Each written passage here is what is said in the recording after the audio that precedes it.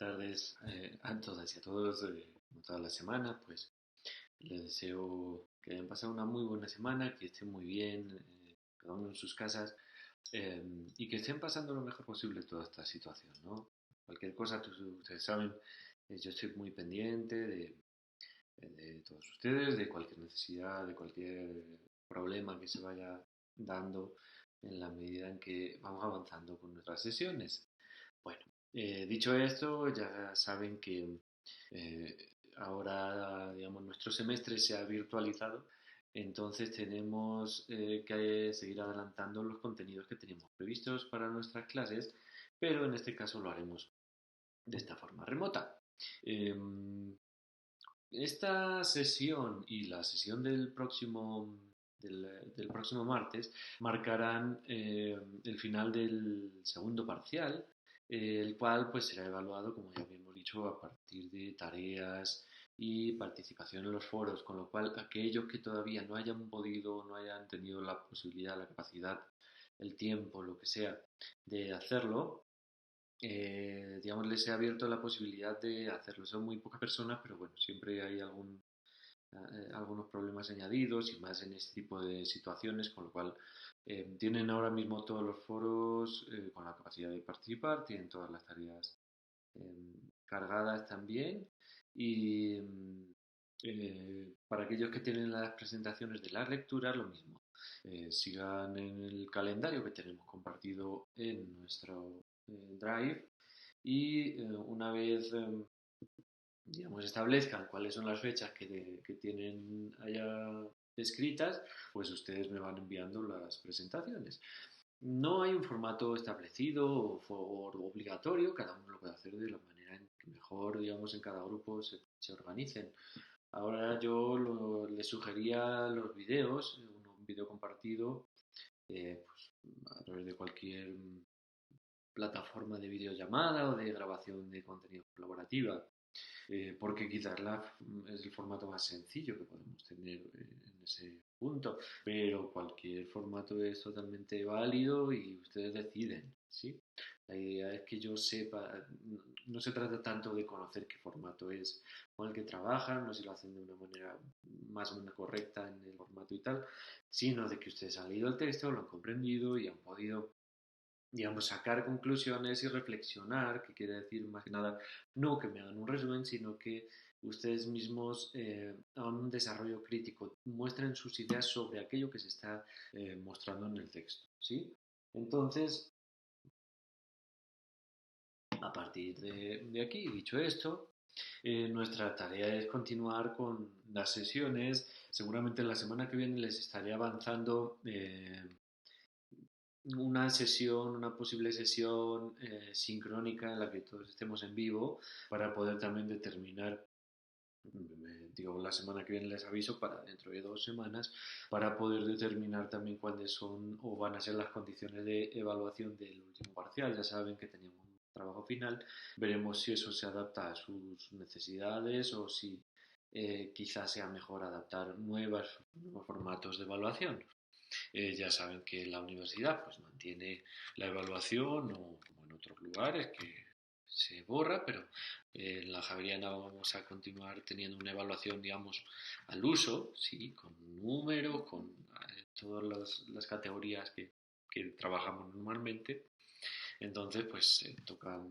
nos toca seguir trabajando. Bueno, dicho eso, y para cualquier duda y cualquier problema ya saben que me tienen acá en el canal de problemas y dudas, me tienen el correo accesible casi todas las 24 horas, excepto las que me encuentren durmiendo. Entonces, cualquier cosa ya saben, me contactan y yo rapidito, saben, los compañeros y las compañeras han visto que respondo muy pronto, así que ahí estoy. Vamos a continuar con nuestra sesión sobre el peso de la estructura y de los cambios estructurales en las industrias culturales a partir de los procesos de digitalización. ¿Sí? Durante la pasada sesión estuvimos hablando de cuál es el peso de la cultura, cuáles son los diferentes, digamos,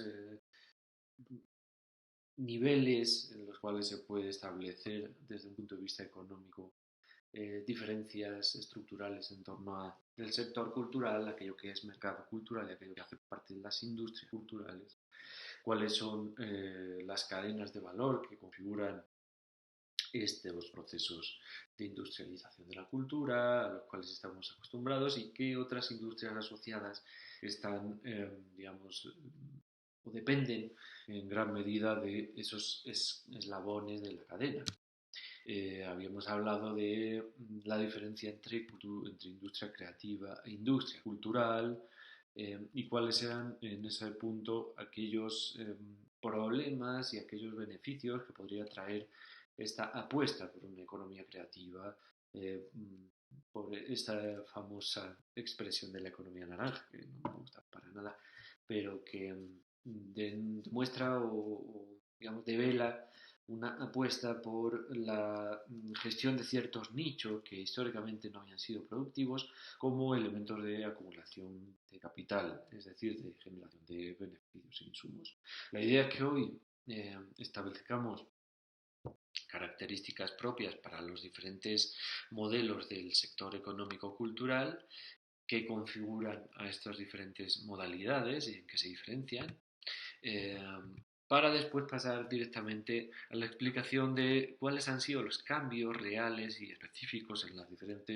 en los diferentes sectores de las industrias culturales, en el caso del editorial, del cine, de la televisión eh, y de la música grabada, como estamos viendo acá. Bueno, y cerremos la sesión acá para la próxima cerrar el bloque sobre el proceso de virtualización, de digitalización uh, de las industrias culturales y la construcción de audiencias en esos nuevos entornos con una serie de características también más globales en el sentido de cómo se configuran estos procesos de transformación dentro de unas categorías, de unas características socioculturales concretas, como son las actuales, y qué consecuencias puede traer eso, ¿no? Que son las consecuencias que hoy en día, digamos, nosotros tenemos que asumir. Bueno, tomando en cuenta estas diferencias, digamos, genéricas entre industria cultural, en los que la cultura es el input, pero también el output, los productos de salida, esos bienes que se producen a partir de procesos culturales que funcionan como insumos de las industrias culturales, frente a aquellos sectores industriales en los que la economía, perdón, la cultura es un insumo para la producción de bienes comunes, ¿sí? Entonces habíamos dicho esa diferencia entre, por ejemplo, el cine y la arquitectura, la música grabada y la moda, los libros, el sector editorial y el diseño, ¿sí? Entonces ahí tenemos como las grandes diferencias entre sectores, pero efectivamente existen diferencias mucho más específicas. Y también tenemos otros sectores que no hacen parte ni de las industrias culturales ni de las industrias creativas, como habíamos dicho, porque no forman parte de los procesos de industrialización, ¿sí? De alto capital de riesgo, en fin, esto de altos costos fijos y bajos costos variables, en fin, esa serie de características que habíamos estado hablando en el vídeo anterior. Pero, por ejemplo, las artes o el sector de los espectáculos, es decir, música en directo, teatro, eh, stand-ups, cualquier, digamos, sector o cualquier parte de la economía de la cultura, del ocio, de los procesos de industrialización también, ni del sector del arte, que tiene unos modelos también muy específicos en los que no existen formas de reproductibilidad. Un cuadro es valuado en tanto es único, ¿no? En la medida en que es reproducido de manera sistemática, genera una pérdida de valor unitario que atenta, digamos, contra el modelo específico de la economía del arte, que es un modelo especulativo, ¿no? En base a ciertas características estéticas que configuran un sistema cultural mucho más amplio, ¿no? Entonces, ¿cuáles son las diferencias a nivel estructural? entre estos diferentes modelos de la economía de la cultura, pues son grandes, específicamente están basadas en lo que nos interesa, por ejemplo, la mano de obra cultural y creativa, en tanto diferencia los modelos, por ejemplo, entre artes y espectáculos en los que esa mano de obra cultural está en todo el proceso, con las industrias culturales en los que solo aparece en ciertos momentos, tales como la concepción o la producción, no tanto por ejemplo, en segmentos como la distribución o la exhibición, en el que los trabajadores culturales no hacen parte del proceso de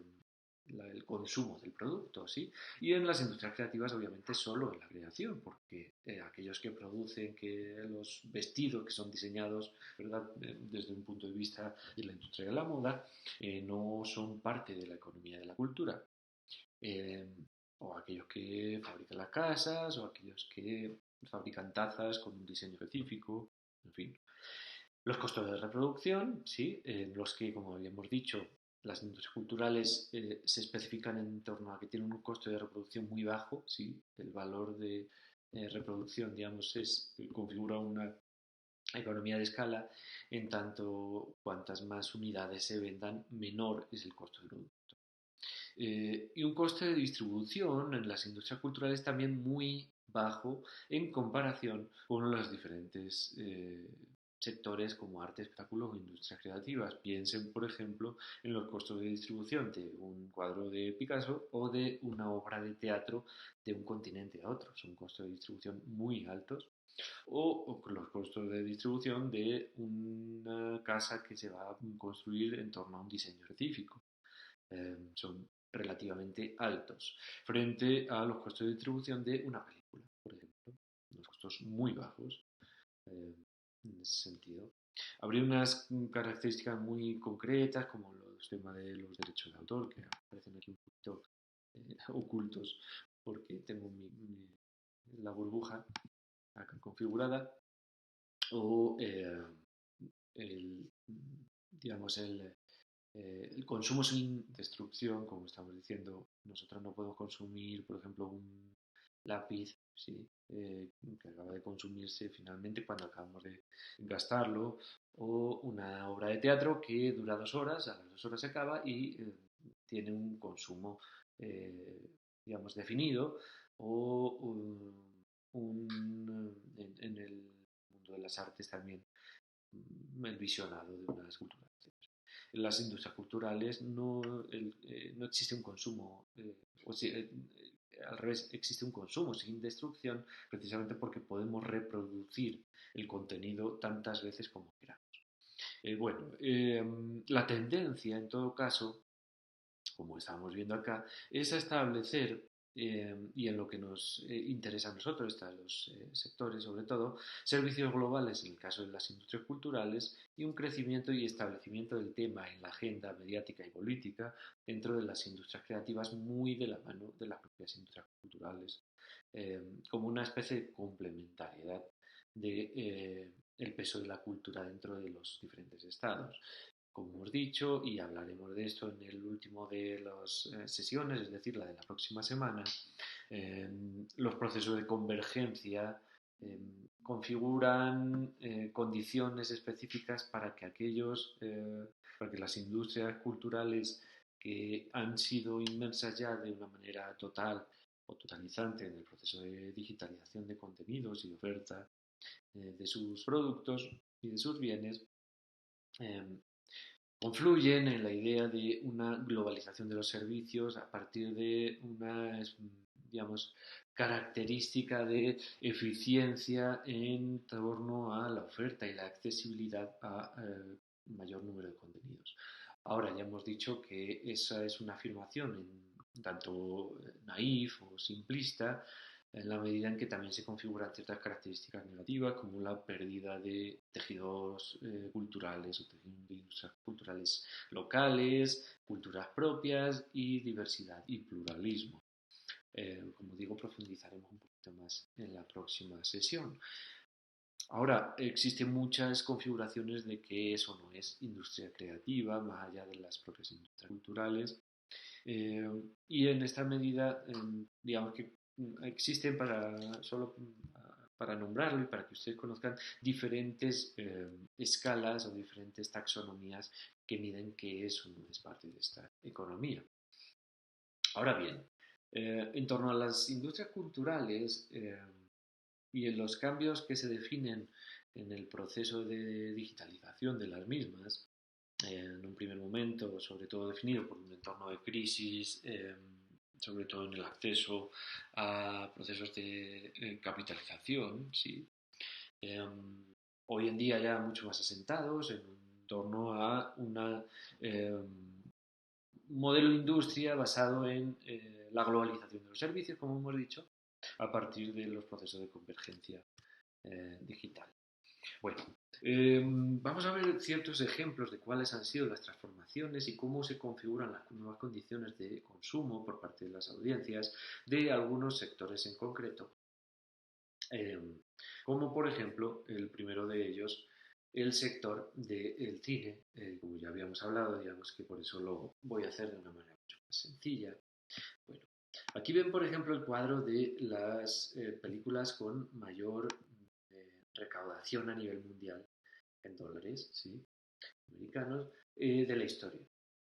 En primer lugar, encontramos la película de Avengers, The Endgame, la última de los Vengadores, el año 2019, con una recaudación mundial de 2.800 millones de dólares, seguida de Avatar del año 2009, mucho más antigua, y Titanic con 2.187 millones de dólares, una película que seguramente muchos de ustedes ni habían nacido en el año de su estreno. ¿Sí? Después veremos también películas mucho más cercanas en el tiempo como Star Wars,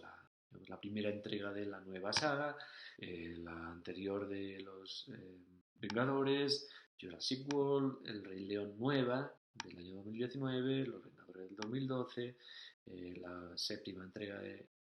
Fast and the Furious y Frozen 2 o la película de Avengers Age of Ultron, Pantera Negra, Harry Potter y la Reliquia de la Muerte, eh, o la siguiente película de la nueva entrega de Star Wars. Bueno, aquí vamos viendo que existen, digamos, un cierto empate técnico. Quedémonos con las primeras solo. ¿Cuáles son las características de los procesos de digitalización de las industrias culturales, en este caso del cine? Ya habíamos hablado que en torno a los procesos de accesibilidad y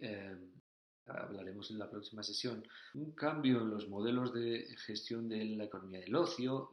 en torno a, digamos, el fortalecimiento del ocio conocido como ocio in home o, digamos, al interior del hogar, ¿sí? En detrimento del out home, del ocio público, ¿sí? Es decir, del acceso a las salas de cine.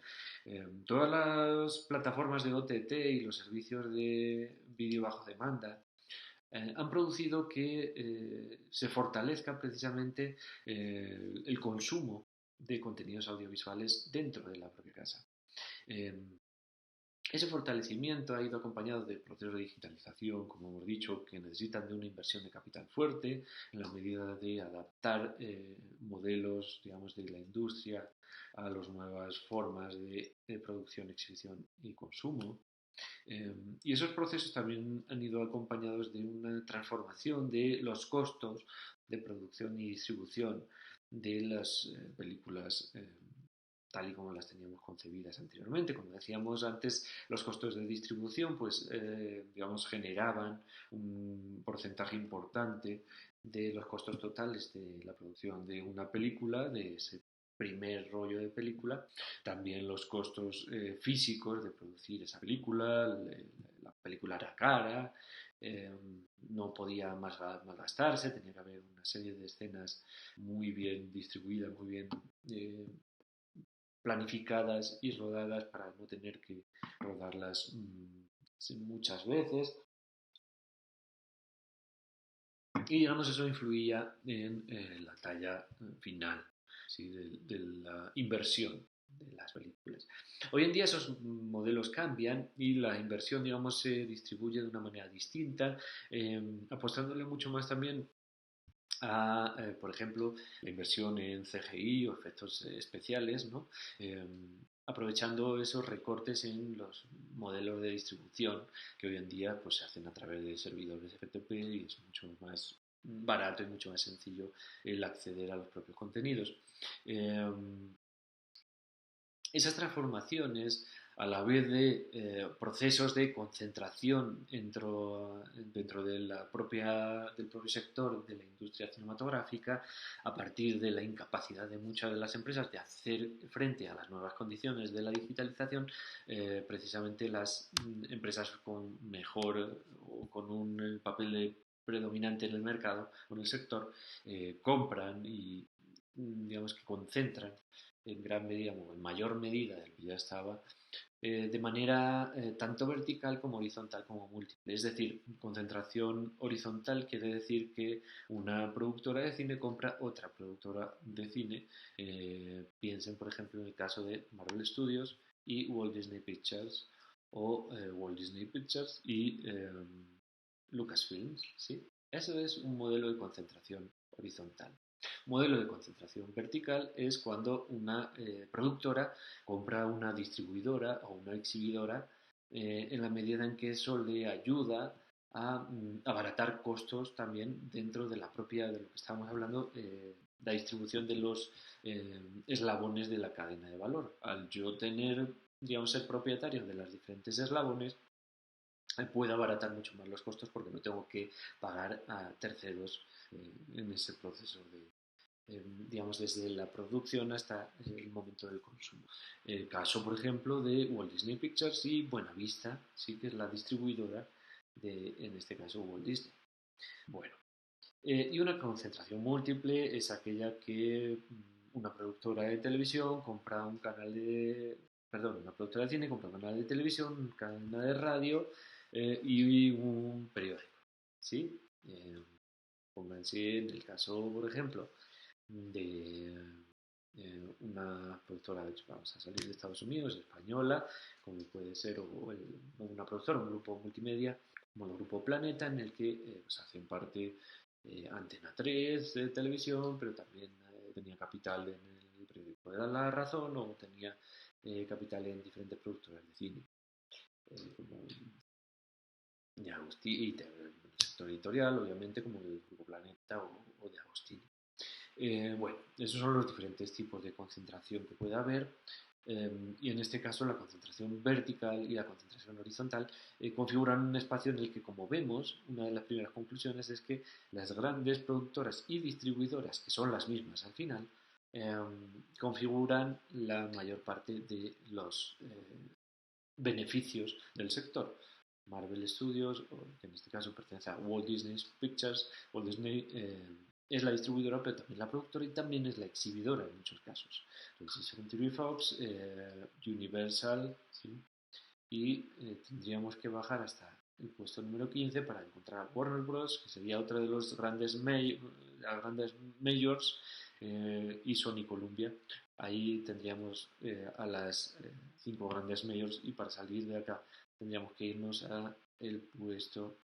31-32 con Paramount Pictures y DreamWorks, que es la productora de Steven Spielberg, como ya saben, y New Line Cinema, que sería la primera distribuidora independiente, entre comillas, porque es la que produjo y distribuyó El Señor de los Anillos en el año 2003, puesto 33, como estamos viendo. Bueno, ¿cuál es el modelo histórico de los procesos del cine? Eh, como vemos, existe, y esto ya lo dijimos, pero hablaremos un poquito más de ello, una recaudación mundial de 2.800 frente a un presupuesto de 356 millones. ¿Sí? ¿Cuál es el modelo para calcular el presupuesto de una película de los grandes estudios? Bueno, el modelo para calcularla es básicamente, y vamos a irnos a una película un poquito más antigua y no tan súper exitosa para ver cómo funciona de mejor manera. Eh, por ejemplo, vamos a ver en el caso, por ejemplo, estamos viendo la de, en esta que está mucho más ajustada. Harry Potter y las Reliquias de la Muerte, parte 2. 250 millones de presupuesto con una recaudación en el mercado interno de 380 millones, es decir, un 28,4% de beneficios totales está basado en el mercado estadounidense. Eh, Esto no configura tanto lo que, digamos, vale la pena en la hora de calcular el presupuesto como la fórmula en la que el presupuesto debe ser paliado por los beneficios del mercado, en este caso estadounidense, porque estamos hablando de las productoras grandes de Hollywood, en la medida en que todos los ingresos que recibamos en el mercado externo serán los beneficios. Entonces, ahí está el valor de la concentración empresarial para estas grandes empresas, en la medida en que se aseguran cubrir gastos de presupuesto solo en la taquilla de Estados Unidos para, en la medida en que esa primera taquilla cubre los gastos, ¿verdad? En este caso, obviamente, con 500 millones más de beneficio, todos los beneficios que tengamos fuera son beneficios netos, ¿sí? Es un modelo, obviamente, maravilloso para las grandes productoras y distribuidoras que necesitan una posición de preeminencia en el mercado, en la medida que para conseguir estos beneficios necesitan controlar también la propia oferta y demanda de contenidos culturales. Es por eso que estos niveles o estos enormes niveles de concentración afectan a la diversidad y el pluralismo. No verán, digamos, películas que puedan pelearle a estas grandes películas de estudio porque no hay productoras que puedan invertir primero 356 millones de capital riesgo, además, en la medida que no sabemos cómo va a comportarse el mercado tampoco,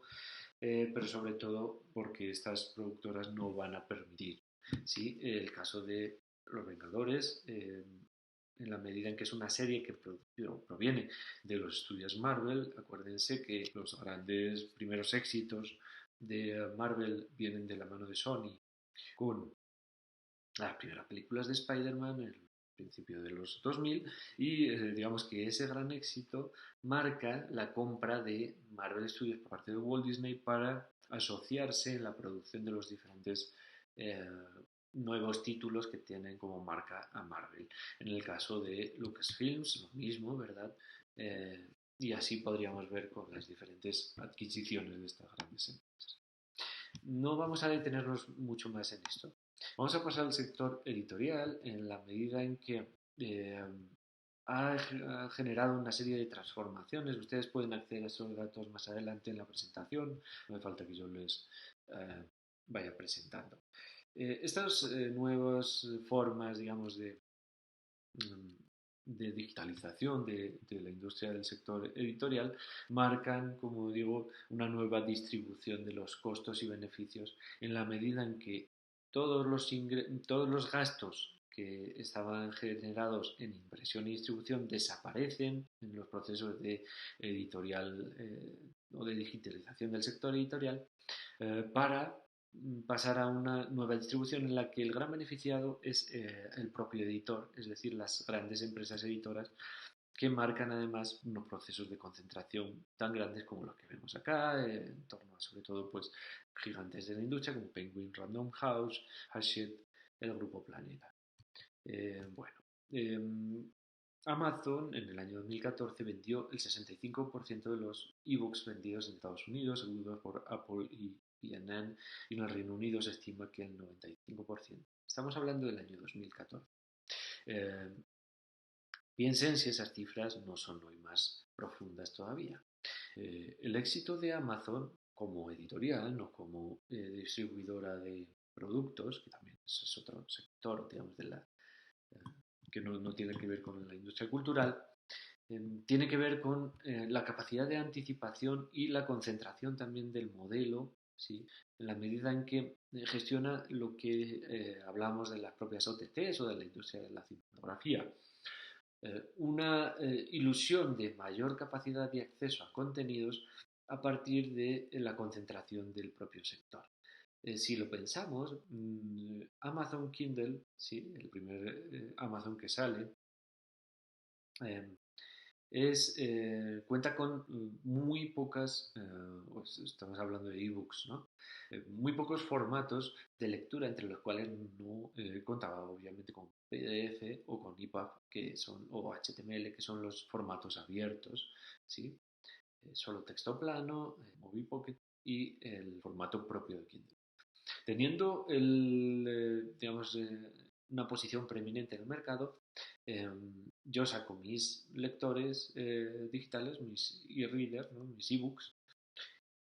y obviamente saco mis formatos, saco mis libros en mi propio formato, no en los otros, para poder así además adaptarme a generar condiciones de mayor beneficio para mis propios productos. Según voy sacando nuevos lectores, sí voy abriendo un poquito más los formatos en los que el lector recibe lectura, para, una vez ya constituido el mercado, digamos, como un mercado preeminente para estos mis lectores, porque la mayoría de los formatos vienen en mi propio formato, ¿verdad? Que además es exclusivo, eh, intentar ocupar el resto de los nichos. Como decíamos, eh, esta posición de preeminencia en el mercado, marcada además por el cambio en la distribución de costos,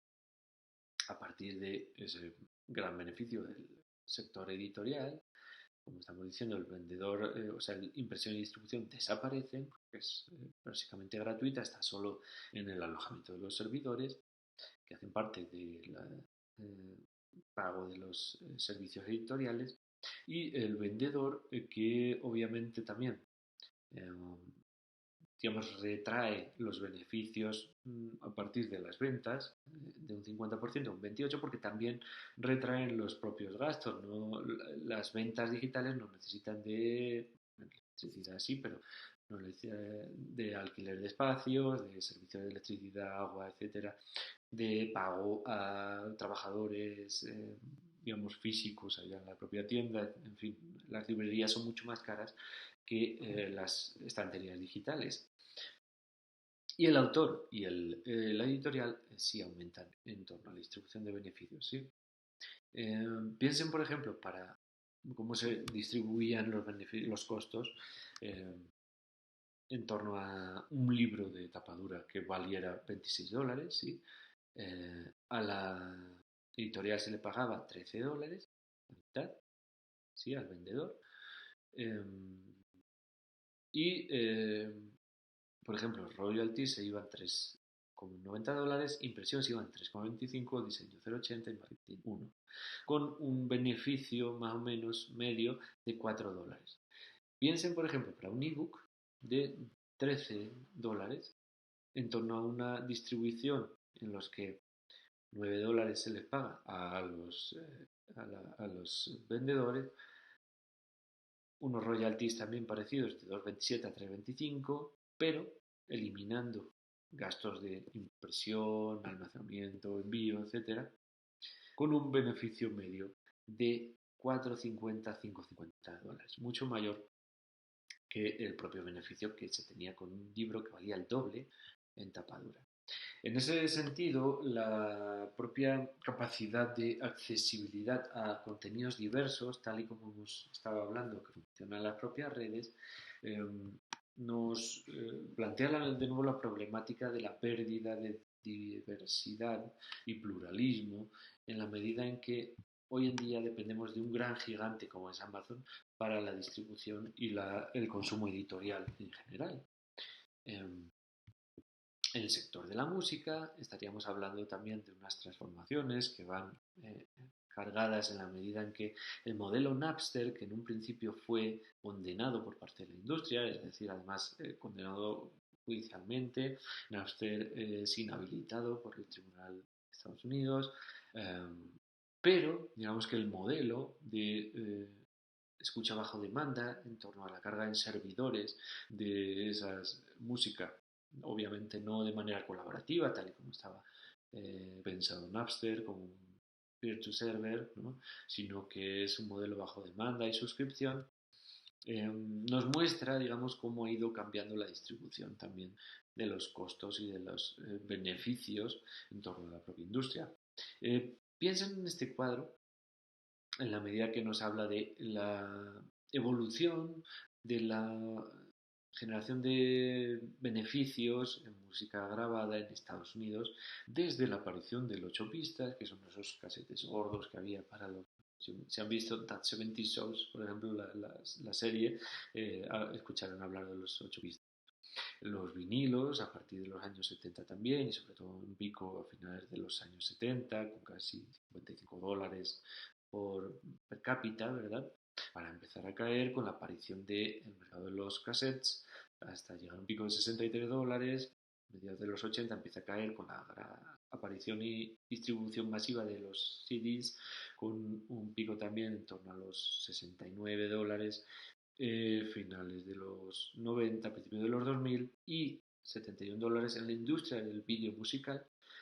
para a partir del año 2000, y como estamos viendo el inicio de los grandes procesos de digitalización de la música. Piensen que la música es el sector quizá más fácil o de mayor accesibilidad para la digitalización, porque los archivos son muy fáciles de comprimir y digitalizar, son muy poco pesados, son muy fáciles de transportar. Ya existían digamos, tecnología de consumo móvil, como pues el Walkman, el Discman, hasta el invento de los MP3 y de los iPod y ese tipo de aparatos que a inicios de la década de los 2000 se masifican y empiezan o generan, con las condiciones de los procesos de digitalización, una crisis en la industria de la música grabada, que durante la primera década de los 2000 se profundiza. La música digital, como vemos, acaba el año 2009 con una media de $26 per cápita. Pero aquí vemos como a partir de mediados de la década de los 2000, del 2010, 2014, 2015, empezamos a de nuevo generar un crecimiento muy pronunciado además en digamos, las ventas, en este caso en Estados Unidos también, de la música grabada. Y esto tiene que ver con digamos, que el sector encontró la fórmula de nuevo para poder ser sostenible, y tiene que ver con el modelo, como decíamos, de suscripción, el modelo de servicios, el pago por servicio que tiene su máximo exponente en Spotify. Para que este modelo le funcione en la propia industria, de nuevo, necesita de generar unos niveles de concentración enormes en los que el propio Spotify se configure como el gran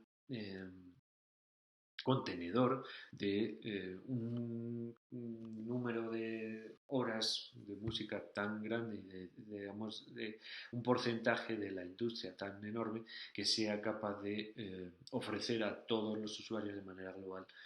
o de cubrir las necesidades musicales de consumo de las propias audiencias, en la medida en que las propias audiencias también transforman las necesidades y la capacidad de accesibilidad en torno a esa ilusión que tiene que ver con las horas, ¿sí? No tanto con la diversidad, o tanto de género como de lugares de acceso, etc. Como hemos dicho, digamos, el truco acá está en la visibilización de los contenidos. No se trata de que tú no puedas subir tus contenidos a Spotify, sino de que quién va a poder ser capaz de consumirlos, porque quién va a ser capaz de verlos para darle al play. Bueno, en la televisión abierta, voy a pasar también, digamos, más o menos rápido por acá, tenemos una transformación muy profunda desde los inicios, en los que, digamos, aquí está. Existía una fórmula en la paleotelevisión, estamos hablando entre la década de los 50, inicios de la tele, y los 80, la gran masificación y privatización, es decir, el inicio a nivel global de los modelos de televisión privada, en el que los informativos eran seguidos de contenidos documentales, un periodo de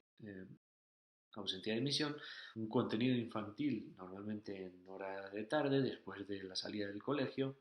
para pasar a un contenido informativo y de entretenimiento en las zonas de mayor pico de audiencia.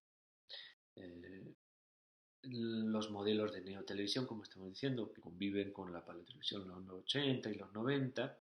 y que se desarrollan en esas décadas de liberalización del sector, ya empiezan a incluir en estos periodos de ausencia de emisión contenidos de ocio, como sobre todo series, ¿sí? Para pasar a partir de los 90 y con los procesos de inicios de la digitalización de la industria de la televisión y la popularización también del cable, sobre todo pues, en entornos como América Latina, en que el cable está muy extendido, multicanales temáticos que son precisamente lo que hoy en la televisión digital terrestre, nuevos modelos de la TDT priorizan, ¿no? La personalización de contenidos a partir de la oferta de canales temáticos que se suponen cubrirían las demandas de los diferentes nichos de las audiencias de un territorio en concreto. Siempre esto, como estamos diciendo, pensado desde un punto de vista de industria de flujo, que hablaremos de eso la próxima semana. Ahora, a partir de la aparición de la televisión no lineal, que sobre todo se populariza con la década digamos, los inicios de esta propia década, eh, esta oferta, digamos, temática, personalizada, además es una oferta ubicua a la carta en la medida en que nosotros podemos decidir ya no solo qué queremos ver o qué tipo de contenido queremos ver, sino cuándo queremos consumirlos. ¿Sí? Entonces, aquí, digamos, es que se ofrece la aparición de este nuevo modelo de Netflix, ¿sí? De televisión de pago, con una historia muy profunda, como ya conocemos en el propio Netflix, pero sobre todo basada en la capacidad de oferta a un número muy amplio de contenidos y de acceso a un número muy amplio de contenidos y la capacidad de consumo ubicuo, tanto en lo que tiene que ver con distribución física como en distribución temporal. Nosotros podemos consumir cuando y donde queramos prácticamente lo que queramos, ¿no? Y ese es el modelo de las OTTs o de las industrias de vídeo bajo demanda, eh,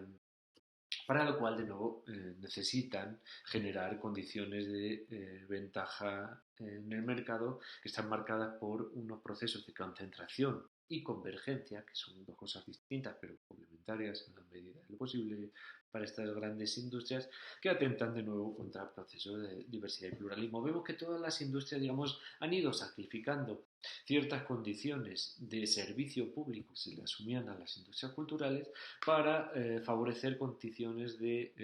una, digamos, competitividad asimétrica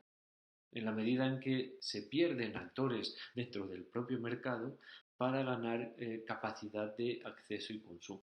¿Sí? Entonces, nosotros hoy en día tenemos mucho menos donde elegir, paradójicamente, que en los años 80 o 90, sobre todo en los años 90, eh, hablando en términos de diferentes actores que nos ofrezcan diferentes productos. Hoy en día solo tenemos uno o dos actores, tres a lo máximo, que nos ofrecen esos productos, aunque tengamos mucha mayor capacidad de acceso, ¿sí? Y de oferta. Bueno, vamos a dejarlo acá, que llevamos ya una clase intensa. Estas son los principales cambios en las características de las industrias culturales, de algunas de ellas, quizás las que mayor impacto han tenido en los procesos de digitalización y cómo las audiencias también han tenido que transformar y adaptar sus propios consumos a estas nuevas condiciones del sector o de los diferentes sectores de la industria cultural. El próximo día, a partir de las transformaciones y de la diferenciación entre industrias de flujo de productos y de servicios y pues ahora haremos un spoiler de la clase, la apuesta del modelo actual por estas industrias de servicios también nos hablarán de cómo eso construye una serie de características que ayudan a configurar estas nuevas condiciones de mercado y explican también cuáles son esas transformaciones en los modelos de consumo de las propias audiencias. Bueno, entonces lo dejamos aquí, estén atentos, respondan al foro, respondan a las tareas que se planteen en la semana. Yo, sin más que añadir, les deseo muy buena semana a todas y a todos y